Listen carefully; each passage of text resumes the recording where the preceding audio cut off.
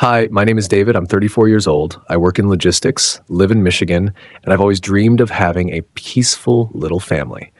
Nothing big, just a wife who loves me, maybe a couple kids, a backyard where we could barbecue on Sundays. That kind of life. I met Lisa 3 years ago at a business training seminar in Chicago. She was 31, beautiful, sharp, full of energy. She had this quiet elegance about her that made everything else disappear when she walked into a room. She laughed at my jokes, even the dumb ones. I fell fast and hard. We started dating immediately. Everything felt natural, like we were meant to find each other. Within 7 months, I asked her to marry me. She said yes with tears in her eyes. It was the happiest day of my life. About 6 months into the marriage, I brought up the idea of having kids. It wasn't pressure. I wanted to know if that was something she also dreamed of. She looked down, avoided my eyes, and quietly said, "David, I need to tell you something. I can't have children. I've known for years. I'm so sorry." My heart sank, but I reached across the table and held her hand. I told her I didn't marry her for children. I married her for who she was. I meant that. I really did. We cried together that night. I thought we had built a deeper bond because of that moment. For a while, life went on like normal. We traveled. We adopted a dog. We worked on our home. But something in Lisa changed. She started staying out longer. Sometimes she'd leave the house and wouldn't tell me where she was going. She became distant, easily startled. Her smile didn't reach her eyes anymore. I tried not to overthink. I told myself she might be dealing with something personal.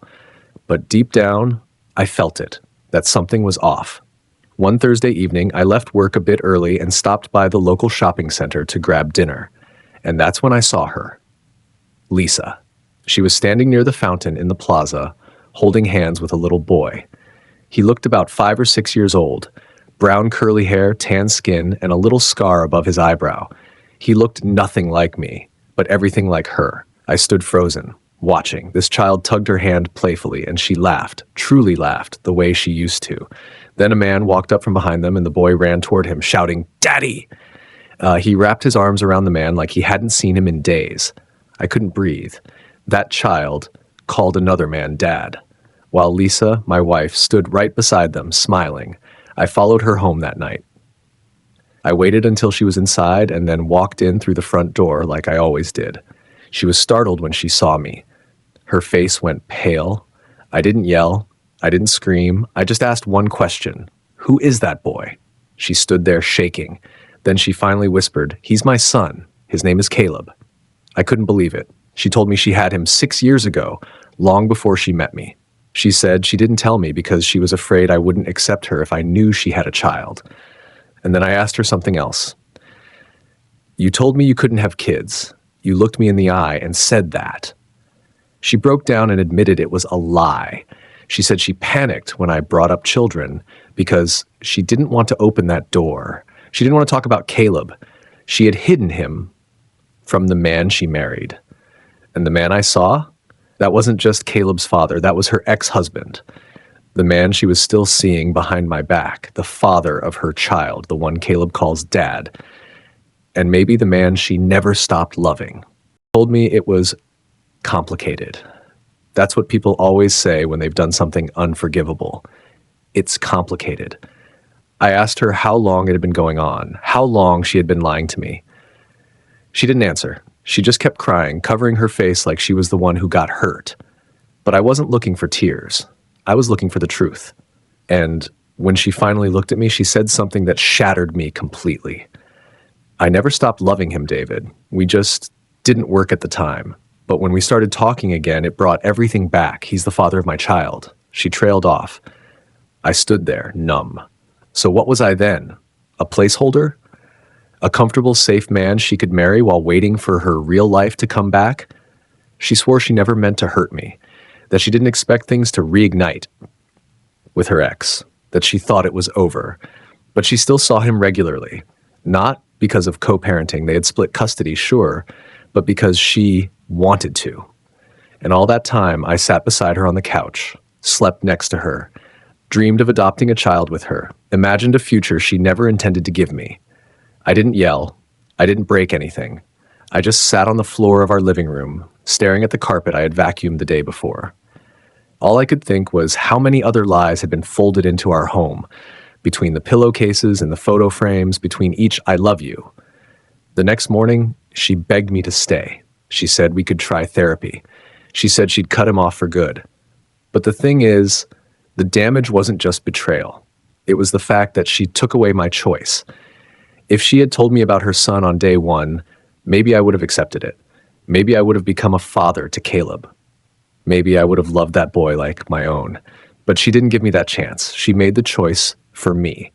Lied about something so deep, something that shaped the very core of our relationship. And that broke me in a way I didn't know was possible. I moved out 3 days later. No big confrontation, no screaming match. I left her the keys, packed only what I needed, and walked away from the life I thought I was building. It's a strange kind of heartbreak, leaving someone who's still technically your wife, but never truly your partner. You start questioning everything. Was that trip to Lake Tahoe real? The way she looked at me during dinner on our first anniversary, was it love or just convenience? Did she ever mean the words she whispered when she thought I was asleep? Or was I just a stand-in, someone to fill the silence when her real story was on pause? I kept thinking about that boy, Caleb, and I hated that I couldn't even blame him. He was innocent in all of this. Just a kid who loved his mom and dad, the people he actually knew. The people who were actually there. Meanwhile, I had spent the last 2 years thinking I was enough, that my love would be enough, that maybe even without kids, we could build something unshakable. But how do you build something with someone who's building a different life behind your back? She texted me a few times in the weeks after, at first begging for another chance. Then sending long messages about how confused she was, how she still loved me, how she didn't mean for any of this to happen. I didn't reply, not because I hated her, but because I needed to remember what it feels like to choose myself. To walk away from someone who looked me in the eye and promised forever, while hiding a past, a child, and a love story she never let go of. I still have nights where I wake up thinking I hear her voice, or that sound she used to make when she sipped hot coffee. Stupid things stick with you, but I also have mornings where I feel light again. Not happy yet, maybe, but honest. Whole. I deserve that. Everyone does. Everyone does. It's been over a year now. Sometimes I still walk by the park where I saw them that day. I don't look for them. I just happen to pass by. The fountain's still there. So is the little toy stand where Caleb pointed at something right before he called that man Dad. I don't feel rage anymore. I don't feel numb either. What I feel is clarity. Lisa didn't just lie about a child. She lied about who she was. And I ignored the signs because I wanted love so badly. I chose to believe what was easier. I romanticized her sadness, justified her distance, and mistook her silence for mystery, when really it was just guilt. But here's what I've learned. Love doesn't hide.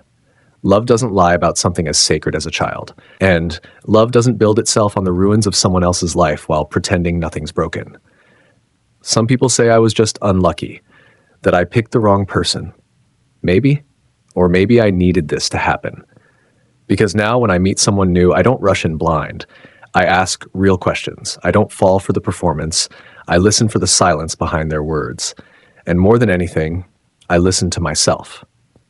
If someone's not being honest from the beginning, it's not your job to fix them. It's your job to walk away before you build a home on a foundation that's already cracking. So to whoever's listening, if you've been lied to, if you've been betrayed in silence, if you've ever felt like a background character in your own relationship, you're not crazy, you're not weak, and you will find peace when you stop trying to make broken things whole. Thank you for listening to my story. It wasn't easy to share. In fact, part of me was afraid to ever speak it out loud, because saying it makes it real. It forces me to face the fact that I loved someone who never gave me the truth I deserved. But if even one person out there hears this and realizes they're not alone, then maybe my pain has a purpose. Maybe it helps someone walk away sooner. Maybe it reminds someone that love without honesty isn't love, it's illusion. I'm David. I'm 34, and this was the hardest lesson I ever learned. But I survived it. And if you're going through something like this, you will too. Stay strong.